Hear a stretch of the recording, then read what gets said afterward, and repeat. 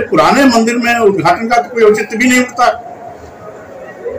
लेकिन भारतीय जनता पार्टी और तथाकथित धर्म के ठेकेदार दिखावे में ज्यादा यकीन करते हैं। अब एक और अयोध्या में राम का मंदिर हजारों साल पुराना है। राम को आराध्य मानने वाले, राम को भगवान मानने वाले, राम में आस्था व्यक्त करने वाले लोगों की संख्या लाखों और करोड़ों में है। ये पहले से चला रहा है, तो अब उसमें प्राण प्रतिष्ठा क्या करेंगे? प्राण प्रतिष्ठा ये दिखावा है, छलावा है, जिसका अस्तित्व हजारों साल से बना आ रहा है।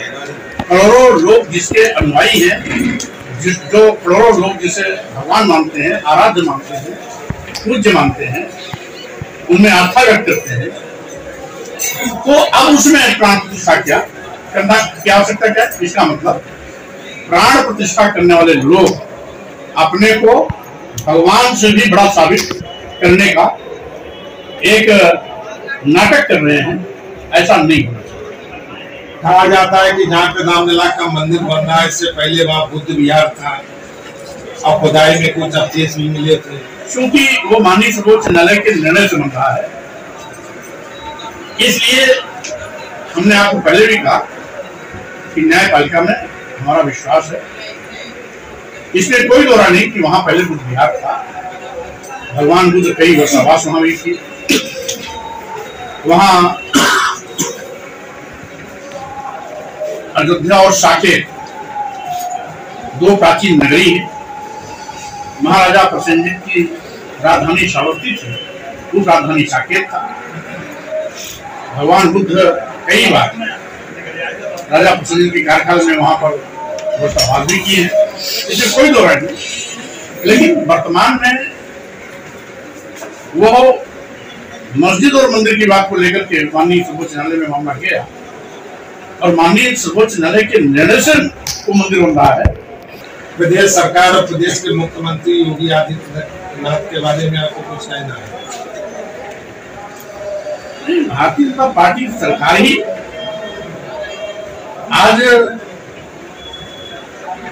हर मुद्दे पर पूरी तरीके से असफल हुई।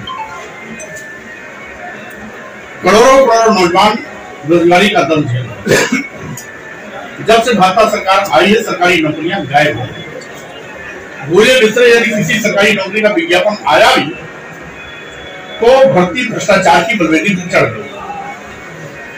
महंगाई से आम जनता की कमर पूरे देश के लोगों की टूट चुकी है। महंगाई का आलम यह है कि आज हर प्रकार की वस्तुओं का दाम आसमान पे हो गया। सभी लोग उससे बुरी तरह प्रभावित हैं। वहीं पर तीसरी ओर किसानों को लाभकारी मूल्य दिलाने का वादा करने वाली डबल इंजन की भाजपा सरकार ने आज तक लाभकारी मूल्य तो नहीं दिला पाई। अलबत्ते जब जब किसानों का उत्पाद तैयार होता है तब तक सरकारी के नदारद हो जाते हैं। बिचौलियों के माध्यम से किसानों को अपना उत्पाद बेचना पड़ता है।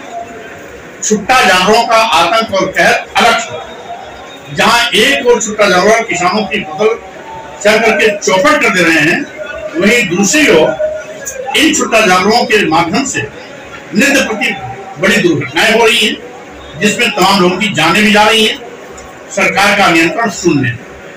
वहीं जिन लोगों ने भाजपा की सरकार बनाई, हमारे छोटे व्यापारी, मध्यम वर्ग के व्यापारी, जिन लोगों ने चंदा भी दिया, पैसा भी दिया, वोट भी दिया, ऐसे व्यापारियों को भी सरकार ने नहीं बख्शा। पहले इनका शोषण किया गया जीएसटी के नाम पर, और अब जीएसटी से संबंधित प्रकरण ईडी को सौंप कर इनके भी कमर को तोड़ने की पूरी तैयारी सरकार ने कर ली। जो जिसका शपथ लेके अपने बड़े संवैधानिक पद पर बैठते हैं, इन्होंने संविधान की धज्जियां उड़ा दी। अनुच्छेद 15(4) भारतीय संविधान के अनुच्छेद 15(4) 16(4) के तहत अनुसूचित जाति अनुसूचित जनजातियों को जो आरक्षण मिला है बिना किसी लिखित आदेश के उसको भी निष्प्रभावी और शून्य करते जा रहे हैं। भारतीय संविधान के अनुच्छेद 340 के अंतर्गत पिछड़े वर्गों को जो 27% आरक्षण मिला है उसको भी शून्य और निष्प्रभावी करते जा रहे हैं। यानी संविधान की भी दी गई निर्देशों की अवहेलना खुल्लम खुल्ला भाजपा सरकार कर रही है। इसके साथ ही साथ ऐसा पहली बार देखा गया कि लोकतंत्र में सत्तापक्ष और विपक्ष दोनों एक दूसरे के सप्लीमेंट्री होते हैं। सत्तापक्ष की कमियों को उजागर करना विपक्ष का मुख्य धर्म होता है। आज विपक्ष की आवाज को दबाने के लिए भाजपा सरकार ईडी, सीबीआई, इनकम टैक्स का दुरुपयोग बड़े पैमाने पर खुल्लम खुल्ला कर रहा है। पूर्व की केंद्र सरकारें कभी भी